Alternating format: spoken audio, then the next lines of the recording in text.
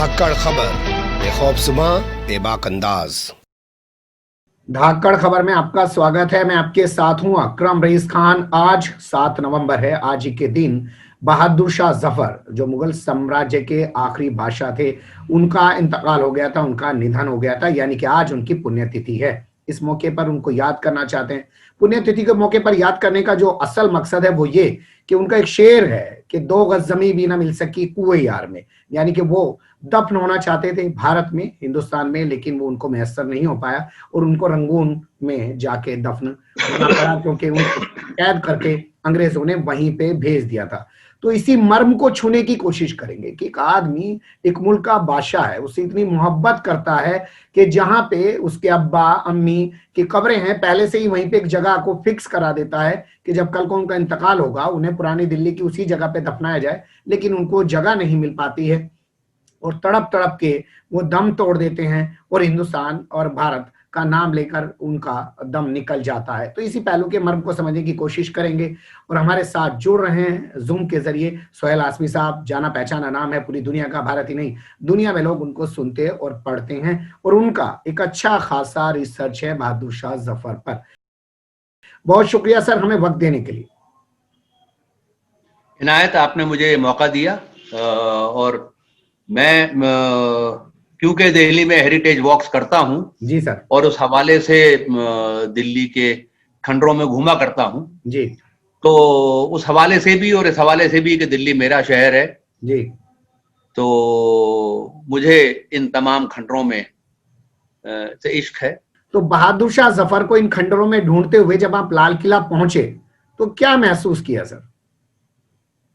देखिए, एक तो ये कि बहादुर शाह जफर जो थे वो और उनके साथ जो किया गया वो असल में एक उस लंबे सिलसिले की एक, तकरीबन आप समझ लें, आखिरी कड़ियों में से एक है जी। कि वो तमाम लोग जो अंग्रेजों के खिलाफ खड़े हुए, जी। उनके सारे निशानात को मिटा देने की कोशिशें अंग्रेजों ने की। जी। वो हैदर अली और टीपू सुल्तान के वारिसों के साथ किया गया। जी। वो रानी झांसी के साथ किया गया। जी। वो नानाजी बिठूर के साथ किया गया। जी। वो कुंवर सेन के साथ किया गया। जी। वो सारे रजवाड़े जो अंग्रेजों के साथ थे वो कायम रहे, जी। जो और कायम हैं आज भी। जी, आज भी कायम है। और जो अंग्रेजों के खिलाफ थे जी। उनके सारे नामो निशान मिटा दिए गए। और और उनको ये खास तौर से 1857 की बगावत के बाद, और क्योंकि बहादुर शाह जफर उसके नाम नेहाद ही सही उस बगावत के सरबराह थे, जी। तो अंग्रेज ये नहीं चाहते थे कि उनको और उनकी वारिसों में से कोई भी यहाँ रहे जी। दिल्ली में जी। या हिंदुस्तान में, कि जिसके चारों तरफ दोबारा बगावत के लिए कुछ, वो एक बगावत का मरकज बन सके। जी। तो इसलिए उनको यहाँ से निकाल के उन्होंने वाजिद अली शाह को मटिया, वहां पे कलकत्ते में मटिया बुर्ज में लाके पटक दिया था। जी। जी। बहादुर शाह वो टीपू सुल्तान के सारे के जो बेटे थे उनको लाके वहां पे कर दिया गया। जी। बेगम हजरत महल को और बिजिस कद्र को हिंदुस्तान छोड़ के भागना पड़ा और वो दोनों का इंतकाल नेपाल में हुआ। जी। तो ये उस लंबे सिलसिले का एक, उस लंबी जो एक जंजीर थी, एक उसकी एक कड़ी ये भी थी। लेकिन सवाल यहीं से बड़ा हो जाता है ना सर। ठीक है, जिंदा उनको नहीं ला सकते थे, जीते जी उनको यहाँ नहीं ला सकते थे, लेकिन मौत के बाद तो उनको यहाँ लाया जा सकता था। उससे क्या डर था अंग्रेजों को? देखिए, वो एक फिल्म आई थी बहुत दिन पहले, अंग्रेजी की फिल्म थी जी। जो एक इंग्लैंड के मकबूजा जो वो थे जजायर, उनमें एक बगावत होती है जी। और लंबी लड़ाई के बाद वो जो सरगना है बागियों का, उसको पकड़ लिया जाता है जी। और उसको उसे एक खंबे से बांध के रखा हुआ है। ठीक है। उसका एक पुराना दोस्त था जो अब बड़ा अंग्रेज अफसर और गवर्नर होके वहां आता है। जी। उसके हाथ में उसकी कैदी की जिंदगी है। तो वो उसको रात को उसकी रस्सियां खोल के अपने पास बुलाता है और कहता है कि मेरी तुम्हारी बहुत पुरानी दोस्ती है जी। और मैं चाहता हूं कि तुम जिंदा रहो, तो तुम भाग जाओ और मैं तुम्हें 1 घंटे का वक्त देता हूं। जी। तो वो कहता है कि मैं नहीं भागूंगा, क्योंकि मैं भाग गया तो तुम मुझे कहीं ना कहीं पकड़ के और भगोड़े की शक्ल में मार दोगे, लेकिन अगर मैं नहीं भागता जी। तो तुम्हें मजबूरन मुझे कल फायरिंग स्क्वाड के सामने खड़ा करना पड़ेगा और मुझे मार दोगे, और उसके बाद मैं एक तसव्वुर बन जाऊंगा जी। मैं एक शनाख्त बन जाऊंगा, मैं एक सिंबल बन जाऊंगा, जी। और सिंबल्स को डिस्ट्रॉय नहीं किया जा सकता। अगर बहादुर शाह जफर वापस आ गए होते, जी। उनके जस्ते का खाकी को हिंदुस्तान ले आए होते जी। और वहां दफना दिया होता जफर महल में, महरौली में, जहां उन्होंने अपने वालिद के पहलू में अपने लिए एक 2 गज जमीन रखी हुई थी, जो वो हिस्सा अब भी खाली है। जी। वो उसके बाद उनको वो सिंबल बनने से वो नहीं रोक सकते थे, बिल्कुल सही कह रहे हैं सर, जो वो बन जाते। जी। तो इसलिए उनको जफर महल नहीं लाया गया। और जफर ने लिखा, कितना है बदनसीब जफर दफन के लिए, 2 गज जमीन भी न मिली कुएं यार में।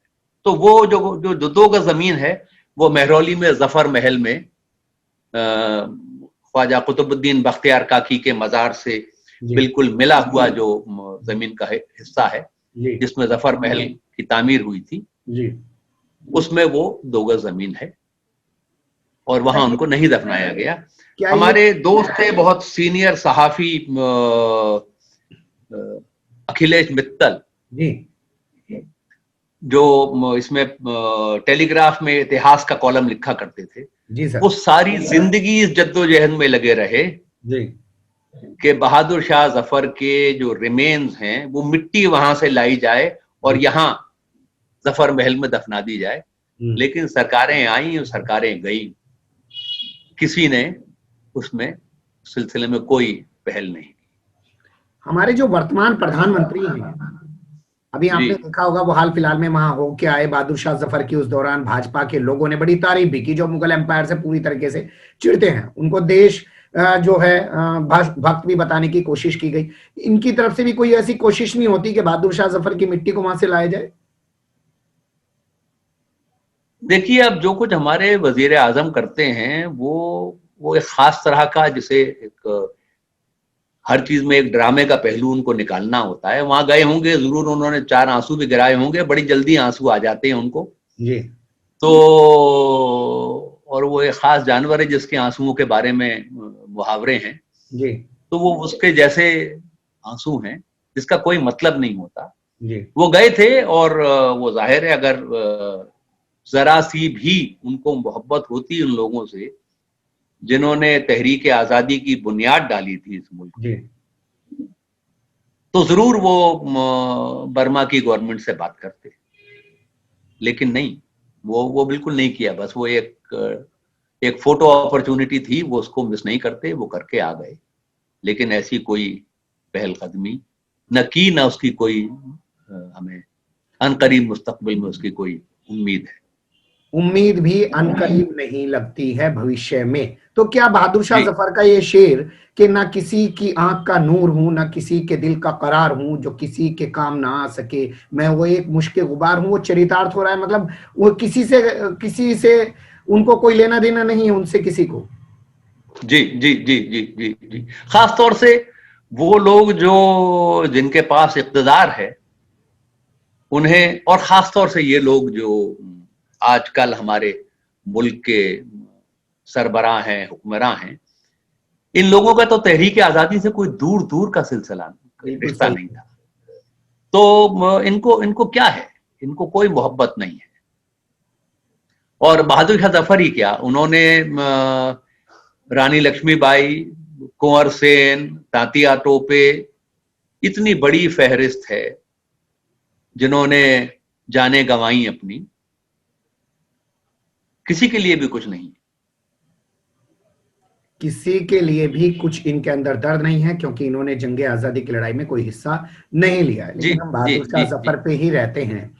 मान लीजिए एक लाल किला है जिसपे 15 अगस्त 1947 से तिरंगा फहराया जा रहा है, क्या वहां खड़े होके भी कभी एहसास नहीं आता? क्योंकि इसी लाल किले पे खड़े होके नेताजी सुभाष चंद्र बोस जो है वो झंडा फहराना चाहते थे, और उन्होंने बहादुर शाह जफर के मजार पे जाके कसम खाई थी कि आपकी मिट्टी को यहां से लेके जाएंगे। देखिए, वो सिलसिला ये है कि असल में अगर आप आजकल देखें तो दिल्ली का सिंबल क्या बन गया है? India Gate. जी। इंडिया गेट के ऊपर किसके नाम लिखे हुए? जी। उन लोगों के जो पहली वर्ल्ड वॉर में अंग्रेजों के मुफादात की दिफा करते हुए दूर दराज के मुल्कों में मारे गए। जी। वो हमारे फ्रीडम स्ट्रगल से उसका कोई ताल्लुक नहीं है इंडिया गेट का, जी। कोई भी। और वो बरतानिया के तो शहीद हो सकते हैं, हमारे शहीद नहीं थे। जी। इस मुल्क की आजादी के शहीद नहीं थे। जब पहली जंग के दौरान जब इस मुल्क के अंदर तहरीक आजादी बड़ी हो रही थी और बढ़ रही थी, उस वक्त ये लोग हिंदुस्तान के अवाम के साथ नहीं थे। वो बरतानिया की हुकूमत की को फरोग देने के लिए, उसको मुस्तहकम करने के लिए लड़ रहे। इस पूरे दौरान जी। जो आजादी का जो सिंबल था वो लाल किला था। बिल्कुल सही सर। जब सुभाष चंद्र बोस ने दिल्ली चलो का नारा दिया तो वो जो पोस्टर्स छपे थे उस वक्त, उसमें सुभाष चंद्र बोस लाल किले की तरफ, पीछे बैकग्राउंड में लाल किला था, उसकी तरफ इशारा करके कह रहे थे दिल्ली चलो। जी। और पूरी तहरीक आजादी में जी। ये ख्वाब था हिंदुस्तानियों का कि लाल किले पर से यूनियन जैक हटाया जाए और उसके ऊपर तिरंगा लहराए। जी। और इसलिए जब हिंदुस्तान आजाद हुआ तो 14 अगस्त और 15 अगस्त की रात को तो नेशनल असेंबली के अंदर पंडित नेहरू की वो लाजवाब तकरीर थी। जी। जब सारी दुनिया सोती है तो हिंदुस्तान आजादी की दुनिया में सांस लेता है। जी। 16 तारीख की सुबह उन्होंने लाल किले के ऊपर जाके तिरंगा लहराया था, क्योंकि लाल किला तहरीक आजादी का सिंबल था। जी। यहां से हिंदुस्तान के आखिरी ताजदार ने अंग्रेजों के खिलाफ बगावत की रहनुमाई की, इसलिए लाल किला वो निशान था। लेकिन जैसा मैंने आपसे पहले अर्ज किया कि इन लोगों का तो कोई लेना देना उससे है नहीं, तो वो नहीं होता है। जी। जो कहते हैं वो करते हुए दिखाई नहीं देते हैं, और जो करते हैं वो असल में वो कभी कहते नहीं हैं। लेकिन आपने कहा कि आप दिल्ली की खाक छानने निकले। अगर मैं इसी सिलसिले में और पूछना चाहूं, समझना चाहूं, बहादुर शाह जफर को आपने अभी बगावत का जिक्र किया, बगावत का झंडा उन्हीं के हाथ में था, सब लोग उनके पीछे खड़े थे। वहां पे आप एक शायर पाते हैं, एक राजा पाते हैं, एक बादशाह पाते हैं। किस तौर पे आप बहादुर शाह जफर को देखते हैं? देखिए, एक तो वो रिवायत थी, और वो जो उर्दू का कल्चर था उसका एक विरसा है। क्योंकि वाजिद अली शाह भी शायर थे, कुली कुतुब शाह भी शायर थे जी। और उर्दू के पहले साहिब दीवान शायर हैं जी। और वो जो बादशाह थे जी। इसके ये जो गुलबर्गा वगैरह का जो इलाका है, जी। आदिल शाही बादशाह। जी। जी। तो जो आदिल शाह थे उनका वो खुद बहुत बहुत बड़े शायर थे जी। दक्षिणी जबान के। जी। तो ये एक ट्रेडिशन था कि जो हुक्मरान होता था, जो बादशाह होता था, वो उसका कुछ अमल दखल कल्चर में भी होता था, तहजीब में भी होता था। जी। और लाल किले के ऊपर, लाल किले में जिस तरीके से होली खेली जाती थी, जिस तरीके से दिवाली मनाई जाती थी, और पूरे शहर में चिरागा किया जाता था दिवाली के ऊपर, लाल किले के सारी बुर्जियों के ऊपर दिए जला करते थे, जी ये वो जो उनकी योगेश्वर दयाल की किताब है, जी दिल्ली जो एक शहर था, उसमें उसका बड़ा तफसील जिक्र है। तो ये क्योंकि ये लोग इस मुल्क के तहजीब से, उसके सकाफत से, उसमें बहुत गहरे उनके रिश्ते थे। वो इस सारे मुल्क की तहजीब को अपनी तहजीब समझते थे, क्योंकि उनकी तहजीब थी, वो यहीं पले बड़े हुए थे, जवान हुए थे। और ये बहुत कम लोग जानते हैं कि उर्दू और हिंदी में जो पहला इश्तिहार छपा है जी वो बहादुर शाह जफर के कलम से लिखा हुआ था 1857। बहुत बड़ा आप खुलासा कर रहे हैं और मैं चाहूंगा कि आप उस बारे में और बारीकी से जानकारी दें। कैसा वो इश्तिहार था, किस बारे में वो छपा था, जो हिंदी और उर्दू का पहला इश्तिहार यानी कि पहला विज्ञापन जो मंजर यहाँ पे सामने आया था? ये 1857 के बाद जब दिल्ली में मेरठ के बागी आ गए हैं और वो गए बहादुर शाह जफर के पास और उन्होंने कहा कि आप हमारी सरपरस्ती कीजिए। तो बहादुर शाह जफर ने कहा कि मैं बूढ़ा आदमी हूं, वो 80 से ज्यादा उनकी उम्र थी उस वक्त, जी और मैं अंग्रेजों की पेंशन पे मेरा गुजारा होता है, मेरे पास ना पैसा है ना फौज है। जी तो बागियों ने कहा कि हमको पैसा नहीं चाहिए क्योंकि अवाम हमारी मदद कर रही जी है और हम खुद फौज हैं, हम्म हमें सिर्फ आपका आशीर्वाद चाहिए, अपना हाथ हमारे सर पर रख दीजिए और अपने बेटों से कहिए कि वो हमारे कमांडर बन जाए। जी तो इस तरह बहादुर शाह जफर के दो बेटे जो थे वो इस बगावत की कमान उन्होंने हाथ में ली, क्योंकि बहादुर शाह जफर खुद तो इस हालत में नहीं थे, वो भी जाते थे लेकिन ज्यादातर। तो ये उसके बाद बकरीद का मौका आ रहा था जी और अंग्रेज जो जहां दिल्ली यूनिवर्सिटी में जहां वो बावटा कहलाता है, जी वहां वो दिल्ली से भाग गए थे, वो वहां पे कैंप किए हुए थे। उनके जाहिर है जो उनके साथ जो लोग थे उनमें बहुत सारे दिल्ली में थे अभी, जी वो उनके जरिए दिल्ली में बकरीद के मौके के ऊपर फसादात करवाना। जी तब ये इश्तिहार जारी हुआ जी जिसमें यह कहा गया कि अंग्रेज फिरंगियों की साजिशों से होशियार रहें जी और तमाम मजाहिब के लोग, हिंदू और मुसलमान, सब मिलकर जी इकट्ठे रहकर इनका मुकाबला करें। जी और उसी दौरान बहादुर शाह जफर ने यह फरमान भी जारी किया कि वो गौकशी नहीं होगी। जी और जो दिल्ली के उस वक्त के जो कोतवाल थे जी उनको बुला के कहा कि हर घर में जाके चेक करो किस घर में कितनी गाय हैं, उनका सर्वे करो जी और बकरीद के 3 दिन बाद दोबारा सर्वे करो जी और जहां से गाय गायब पाई जाएगी उसको सजा दो। ताकि ये जो साजिशें थी अंग्रेजों की कि इन सवालों को लेके वो दंगे करा दें, इसको पहले से काट दिया जाए। तो ये जो फरमान था ये तारीखी इस एतबार से है कि उससे पहले मुगलों के सारे फरमान फारसी में जारी। इससे पहले मुगलों के सारे फरमान फारसी में हुआ करते थे, लेकिन ये पहला फरमान जो उर्दू और हिंदी में छपा। मैं कुछ और चीजों पे आपसे चाहूंगा कि रोशनी डालें। एक बादशाह, उसको उसी के महल में कैद कर लिया गया, उसका उसी के महल में मुकदमा चल रहा है, वो पीड़ा, वो दर्द बहादुर शाह जफर कैसे बयान करते हैं, या कुछ लोगों ने अगर लिखा उस पर रिसर्च करके तो क्या लिखा? देखिए, वो बहादुर, जब ये 1857 की बगावत कुचल दी गई, वो 16 सितंबर को कश्मीरी गेट को तोड़ के अंग्रेज फौज दिल्ली में घुस आई जी और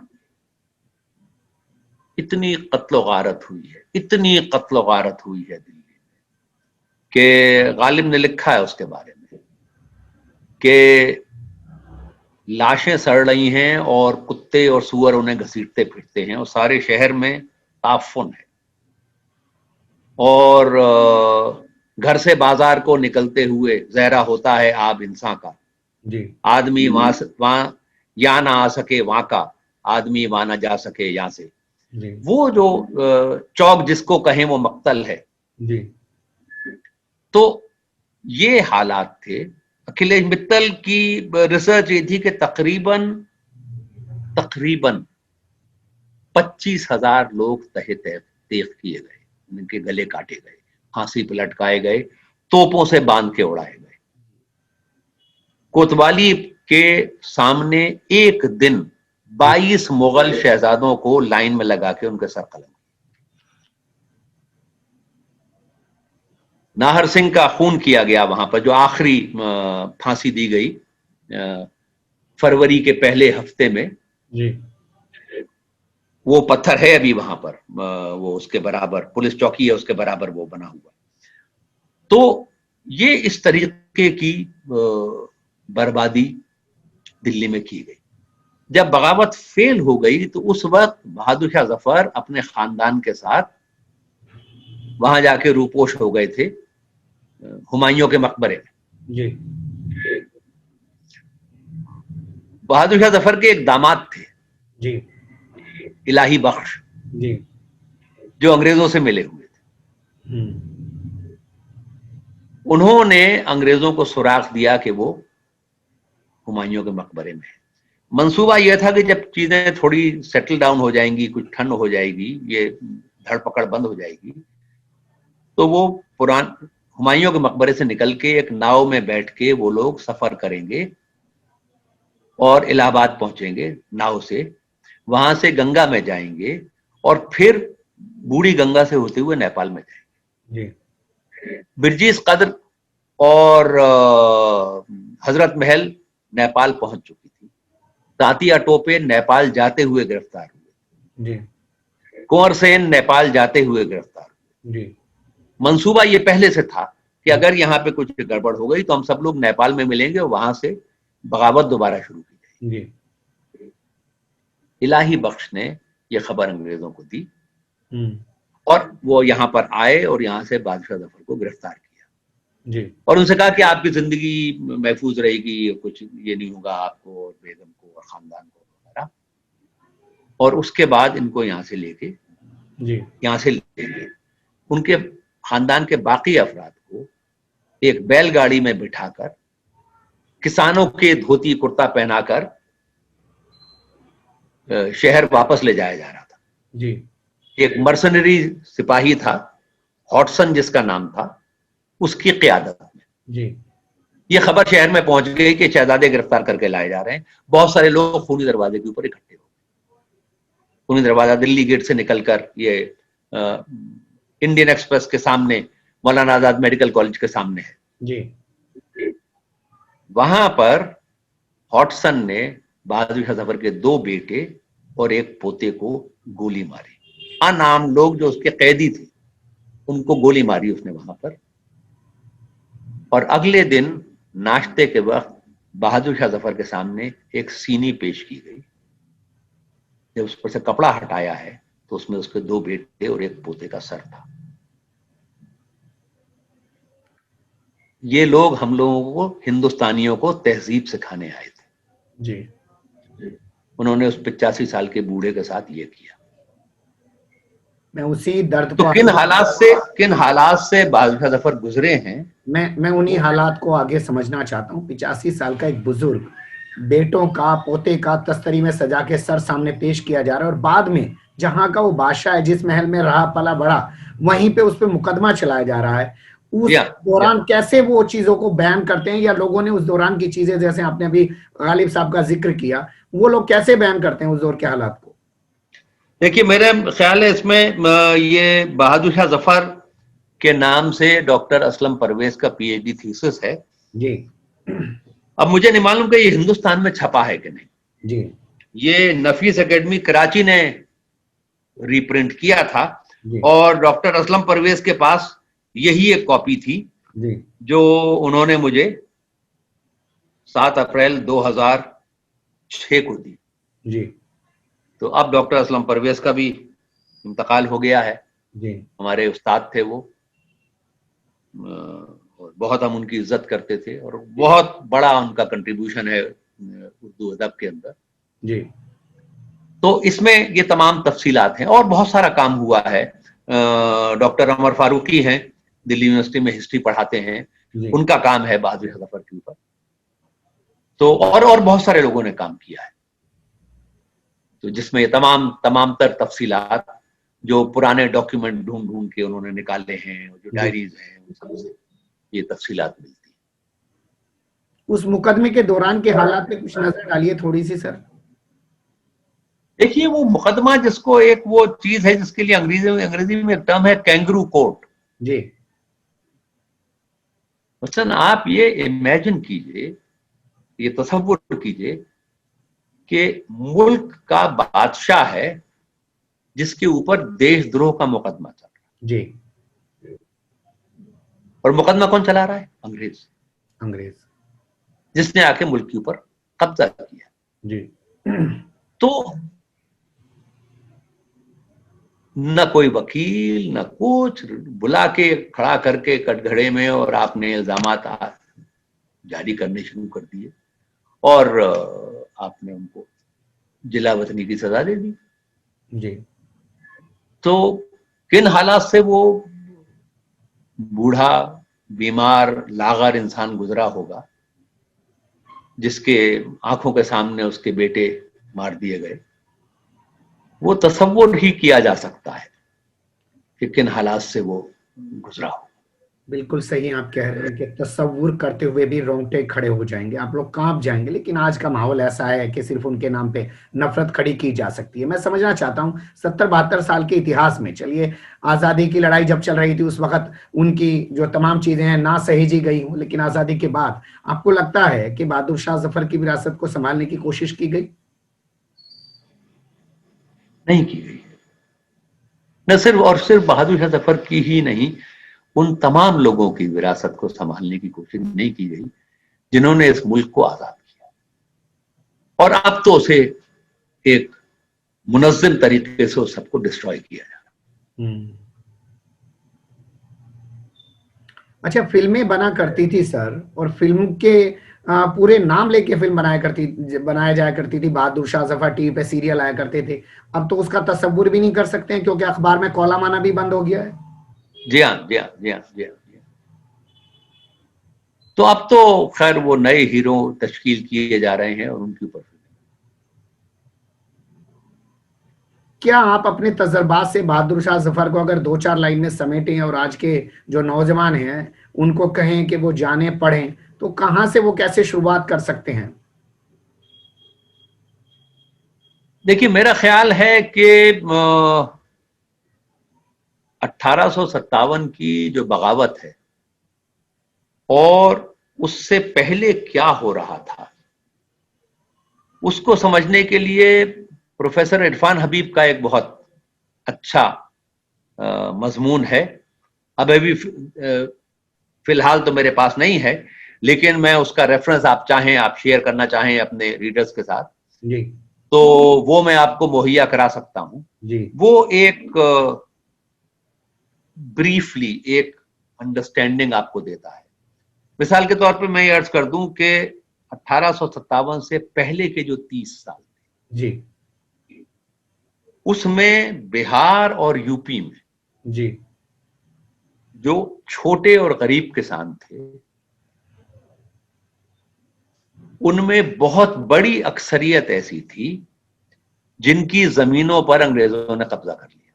जी क्योंकि वो जैसे जैसे कुछ नए इलाके उनके तसल्लुत में आते जाते थे, जी वो जो एग्रीकल्चरल टैक्स है बढ़ाते जाते थे और गरीब और जो छोटे किसान थे वो टैक्स दे नहीं पाते थे जी और उनकी जमीन पर कब्जा कर लिया जाता। इन गरीब किसानों की औलादें जी जिनके पास अब वो 1 बीघा, आधा बीघा, 2 नाली, 4 नाली जमीन भी नहीं बची थी, वो फौज में भर्ती हुए और उनके साथ बेतहाशा बदसलूकी की जाती। रेसिस्ट, कमाल का रेसिज्म उनके साथ होता। ये वो फौजी थे जिन्होंने बगावत की 1857। ये लाइट बंगाल इन्फेंट्री कहलाती थी। जी ये दुनिया की सबसे बड़ी वाहिद फौज थी। 1,35,000 इसमें सिपाही थे। जी जब बगावत हुई तो 1,30,000 उस बगावत में शामिल हुए। सिर्फ 5,000 ऐसे थे जो या तो फैसला नहीं कर पाए और या अंग्रेजों के साथ थे। इस 1,35,000 की फौज में 65% ब्राह्मण और क्षत्रिय थे। जी 35% दलित थे, ओबीसी थे और मुसलमान थे। जी इस फौज ने बगावत की थी। इस फौज ने बहादुर शाह जफर को अपना सरगना चुना था। जी इसी फौज ने जुलाई के महीने में दिल्ली शहर का इंतजाम देखने के लिए एक कमेटी तश्कील की थी, जी जिसमें फौज की तरफ से जो नुमाइंदा भेजा गया उसका नाम बख्त खान था। जी 65% ब्राह्मण और क्षत्रिय जी बख्त खान को अपना लीडर चुन के भेज दिया। बिल्कुल सही बात आप कह रहे हैं।